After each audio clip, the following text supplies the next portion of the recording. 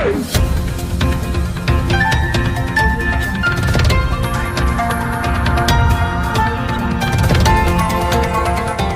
देख रहे हैं मगरा न्यूज राजस्थान, खबरें सबसे तेज। चुनाव से पहले असम के लोगों को बड़ी राहत, 5 रुपए सस्ता हुआ है पेट्रोल और डीजल। शराब भी हुई है यहाँ पर सस्ती। पेट्रोल और डीजल की रिकॉर्ड बढ़ोतरी के बीच यहाँ पर असम सरकार ने यहाँ पर लोगों को राहत दी है। राज्य सरकार ने पेट्रोल और डीजल को 5-5 रुपए यहाँ पर सस्ता कर दिया। इसके साथ ही शराब पर लगने वाले टैक्स को भी 25% तक यहाँ पर कम कर दिया है। आपको बता दें कि इस राज्य में आगामी मार्च और अप्रैल में विधानसभा चुनाव होने वाला है। वही देश भर में जब पेट्रोल और डीजल की कीमतें आसमान छू रही है, वही असम सरकार ने इन दोनों ईंधनों पर लगने वाले राज्य कर को कम करने का फैसला किया है। इससे राज्य में पेट्रोल और डीजल 5 रुपए यहाँ पर सस्ता हो जाएगा। यह फैसला यहाँ पर शनिवार रात से ही लागू हो गया, यानी आज से लागू हो गया है। वही असम के वित्त मंत्री हेमंत बिस्वा शर्मा ने यहाँ पर विधानसभा में इसकी यहाँ पर घोषणा की है। आपको बता दें कि यह निर्णय ऐसे समय लिया गया है जब राज्य में विधानसभा चुनाव होने वाले हैं। वही असम सरकार ने शराब पर लगने वाला एडिशनल टैक्स भी 25% कम कर दिया है। पीटीआई के मुताबिक जब कोविड-19 संकट अपने चरम पर था, तब पेट्रोल, डीजल और शराब पर अतिरिक्त सेस लगाया गया था। क्योंकि अब कोरोना संक्रमित मरीजों की संख्या कम हो चुकी है, इसलिए कैबिनेट ने आज सुबह यहाँ पर इस अतिरिक्त सेस को हटाने का प्रस्ताव को यहाँ पर सहमति दे दी है। वही विधानसभा चुनाव असम में मार्च अप्रैल के दौरान ही होने वाले हैं। वही भारतीय जनता पार्टी की सरकार है और सर्बानंद सोनोवाल यहाँ के मुख्यमंत्री है। पीएम किसान योजना से जुड़े लाभार्थियों के लिए खुशखबरी। लाभार्थियों के खाते में आएंगे एक मुश्त 12,000 रुपए। पश्चिम बंगाल के किसानों से अमित शाह ने किया है वादा। प्रधानमंत्री किसान सम्मान निधि स्कीम में सबसे बड़े बदलाव किए जाने की तैयारी है। अगर ऐसा हुआ तो पश्चिम बंगाल के किसानों की बल्ले बल्ले हो जाएगी, क्योंकि केंद्रीय गृह मंत्री ने कल यहाँ पर एक रैली को संबोधित करते हुए कहा है कि बंगाल की जनता ने भाजपा सरकार चुनने का मन बना लिया है। अपनी पहली कैबिनेट बैठक में नई भाजपा सरकार प्रत्येक किसान के बैंक खाते में 12,000 रुपए हस्तांतरित करने का निर्णय लेगी, जो उन्हें नहीं मिल सका। क्योंकि यहाँ पर पश्चिम बंगाल में वर्तमान में जो ममता बनर्जी की सरकार है, उन्होंने पीएम किसान सम्मान निधि योजना में शामिल होने से इनकार कर दिया था। आपको बता दें कि पीएम किसान सम्मान निधि योजना का लाभ पश्चिम बंगाल के किसानों को नहीं मिलता है। हालांकि राज्य सरकार की रोक के बावजूद भी वहां पर 24,41,130 किसानों ने खुद को ऑनलाइन आवेदन यहाँ पर उनका किया है। इसके बावजूद मोदी सरकार चाहकर भी डायरेक्ट किसानों के अकाउंट में पैसे नहीं भेज सकती है, क्योंकि वेरिफिकेशन का काम राज्य सरकार का होता है। हालांकि मोदी सरकार ने पीएम किसान सम्मान निधि के तहत यहाँ पर 2021-22 के लिए जो बजट आवंटन था, उसमें 10 करोड़ रुपए कम कर दिए हैं। संसद में इसकी जानकारी देते हुए वित्त मंत्री निर्मला सीतारमण ने कहा है कि पश्चिम बंगाल की तरफ से छोटे एवं सीमांत किसानों की सूची नहीं दी जाने की वजह से निर्णय लिया गया है। वही योजना के तहत रजिस्टर्ड 11 करोड़ 58 लाख किसानों में से बहुत से ऐसे हैं जिनकी किस्त नहीं आ रही है। उनकी किस्त नहीं आने की वजह आधार की फीडिंग या फिर आधार कार्ड पर नाम और बैंक खाता में नाम में गड़बड़ी या फिर आधार ऑथेंटिकेशन फेल होने जैसे कई कारण हो सकते हैं।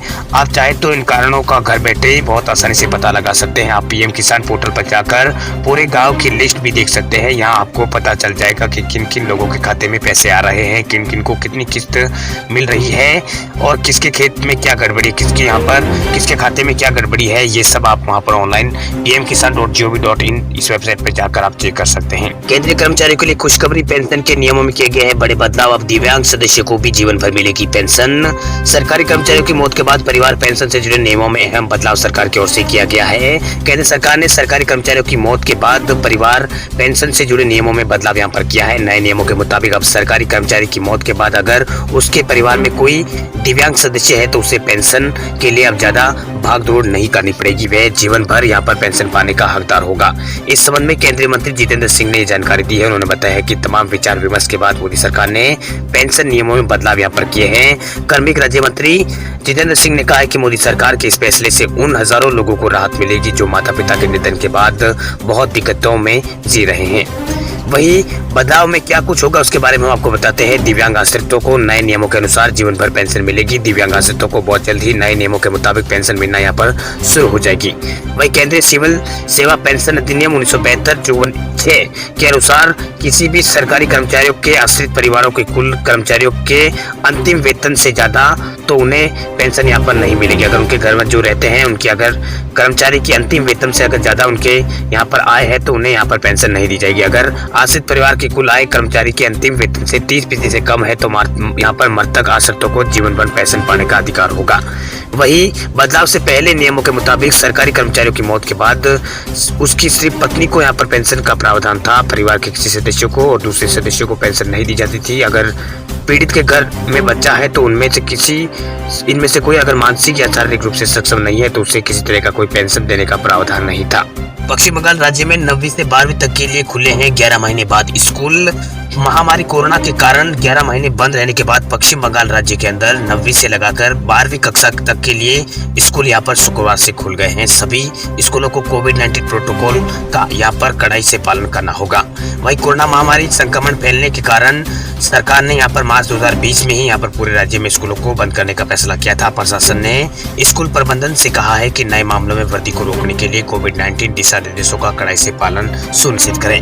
वहीं कई स्कूलों ने सिर्फ 10वीं और 12वीं के लिए यहाँ पर पढ़ाई शुरू की है, जबकि पश्चिम बंगाल राज्य के अंदर कई स्कूलों ने यहाँ पर 9वीं से 12वीं तक के लिए जिन स्कूलों में यहाँ पर कक्षा 10वीं और 12वीं की पढ़ाई शुरू हुई उनमें कक्षाएं एक दिन के अंतराल में यहाँ पर चलेगी।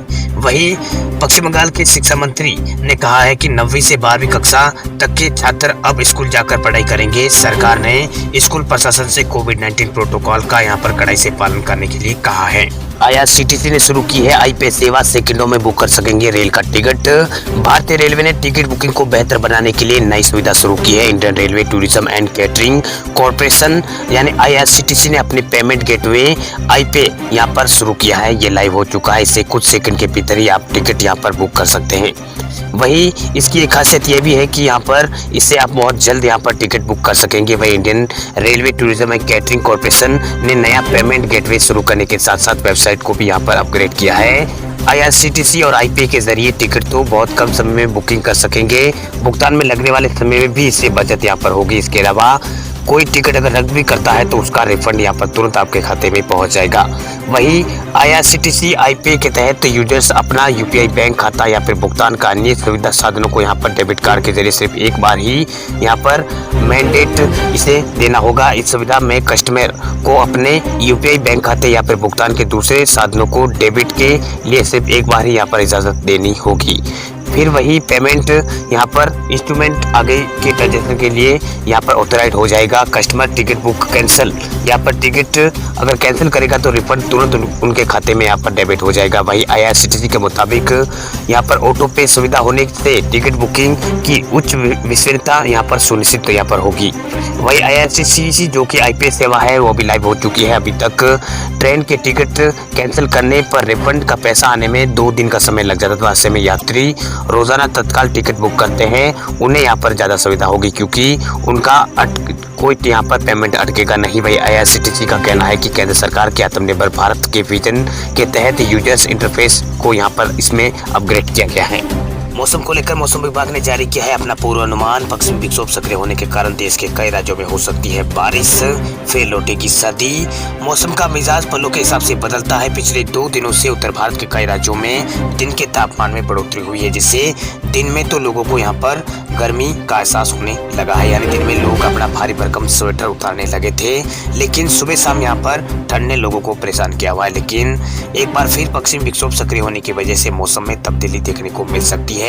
मौसम विभाग की ताजा अपडेट में कहा गया है कि जम्मू कश्मीर से लेकर हिमाचल प्रदेश, उत्तराखंड के कई इलाकों में बर्फबारी और बारिश होने के आसार है। इसके चलते मैदानी इलाकों में यहाँ पर ठंड बढ़ेगी, जिसके चलते यहाँ पर दिल्ली NCR में एक बार फिर यहाँ पर सर्दी बढ़ने की संभावना जताई गई है। आपको बता दें कि राजधानी दिल्ली में आज सुबह यहाँ पर घना कोहरे की वजह से विजिबिलिटी कम रही है। मौसम विभाग के मुताबिक दिल्ली में अभी तापमान 11.6 डिग्री सेल्सियस है, तो यूपी, बिहार और झारखंड, छत्तीसगढ़ और राजस्थान में भी यही हाल है। आपको बता दें कि दिल्ली में आज सुबह यहाँ पर कोहरा छाए रहने की वजह से यहाँ पर विजिबिलिटी कम रही है। मौसम विभाग के मुताबिक दिल्ली में अभी तापमान 11.6 डिग्री सेल्सियस है, तो वही यूपी, बिहार, MP, छत्तीसगढ़ और राजस्थान में भी यही हाल है। वही मौसम विभाग के मुताबिक 15 फरवरी के बाद मध्य प्रदेश, छत्तीसगढ़, झारखंड, महाराष्ट्र, तेलंगाना और तमिलनाडु में भी मौसम बारिश हो सकती है। वही 16 से 20 फरवरी के बीच बिजली कड़कने के साथ ओले पड़ने की संभावना इन राज्यों के अंदर है। आपको बता दें कि 10 फरवरी को दिल्ली सबसे गर्म रही है, उसने पिछले 10 वर्षों का यहाँ पर दिल्ली में रिकॉर्ड तोड़ दिया है। यहाँ अधिकतम तापमान यहाँ पर 10 फरवरी को यहाँ पर 27 डिग्री सेल्सियस दर्ज किया गया। हालांकि यहाँ हवा की क्वालिटी काफी खराब रही है। कई जगहों पर दिल्ली में AQI 320 रहा, जो कि खराब श्रेणी के अंदर आता है। अब बात करते हैं देश भर के कोरोना आंकड़ों की। देश भर में पिछले 24 घंटों के अंदर 10,000 से भी कम आए हैं कोरोना के नए केस। अब तक भारत में 75 लाख लोगों को लग चुकी है कोरोना की वैक्सीन। भारत में कोरोना संकट अभी भी बरकरार है। 2 दिन बाद भारत में 10,000 से कम नए कोरोना के केस सामने आए हैं। पिछले 24 घंटों के अंदर भारत में 9,309 कोरोना के नए केस सामने आए हैं। इस दौरान 87 लोगों की कोरोना के कारण जान गई है। वही बीते दिन 15,858 लोग कोरोना से ठीक भी हुए हैं। देश में टीकाकरण का अभियान अभी चल रहा है। आपको बता दें कि भारत में 16 जनवरी से यहाँ पर कोरोना का जो टीकाकरण है वो चल रहा है। वही भारत में अब तक 75 लाख लोगों को कोरोना की यहाँ पर वैक्सीन लगाई जा चुकी है। यानी 75 लाख कोरोना के यहाँ पर स्वास्थ्य कर्मियों और फ्रंटलाइन वर्करों को यहाँ पर कोरोना का टीका लग चुका है। बीते दिन 4,87,000 लोगों को कोरोना का यहाँ पर टीका भारत के अंदर लगाया गया है। वही केंद्रीय स्वास्थ्य मंत्रालय की ओर से जारी किए गए ताजा आंकड़ों के अनुसार देश में कुल कोरोना मामलों की संख्या बढ़कर भारत के अंदर 1,08,80,000 टोटल मामले हो चुके हैं। इसमें 1,55,447 लोगों की जान जा चुकी है। वही 1,05,90,000 के आसपास लोग कोरोना को मात देकर ठीक हो चुके हैं। देश में अब एक्टिव केसों की संख्या बढ़कर 1,35,000 हो गई है। यानी भारत में फिलहाल जो एक्टिव केस है उनकी संख्या यहाँ पर भारत में 1,35,000 हो गई है। इनका विभिन्न स्तरों में इलाज चल रहा है। वही पिछले 24 घंटों के अंदर जो यहाँ पर रिकॉर्ड मामले आए हैं, वही कोरोना वायरस से पिछले 24 घंटों के अंदर 17 ऐसे राज्य हैं जिनमें एक भी कोरोना के कारण कोई मौत यहाँ पर भारत में नहीं हुई। यानी 17 राज्य देश में ऐसे हैं जहाँ पर पिछले 24 घंटों के अंदर एक भी कोरोना के कारण मौतें नहीं हुई है। वही कोरोना वायरस का कहर अभी धीमा पड़ता दिख रहा है। पिछले 24 घंटों के अंदर देश में 87 कोरोना संक्रमितों की मौत हुई है। सबसे ज्यादा मौतें महाराष्ट्र में हुई है, लेकिन देश के 17 राज्य ऐसे हैं जहां पर कोरोना के कारण एक भी शख्स की मौत नहीं हुई है पिछले 24 घंटों के अंदर। वही ये जानकारी स्वास्थ्य मंत्रालय की ओर से जारी की गई ताजा आंकड़ों के अनुसार है। वही जो 17 राज्य है जहां पर एक भी मौत यहाँ पर दर्ज नहीं हुई है, उसमें अंडमान निकोबार द्वीप समूह, अरुणाचल प्रदेश, असम, दादर नगर हवेली, दमन दीव, गुजरात, हरियाणा, लद्दाख, लक्षद्वीप, मणिपुर, मेघालय, नागालैंड, मिजोरम, ओडिशा, सिक्किम, तेलंगाना, त्रिपुरा, उत्तराखंड राज्य इसमें शामिल है। वही भारतीय चिकित्सा अनुसंधान परिषद यानी आईसीएमआर के अनुसार यहाँ पर देश में 11 फरवरी तक कोरोना वायरस के लिए कुल 20,47,00,000 कोरोना के सैंपल टेस्ट किए जा चुके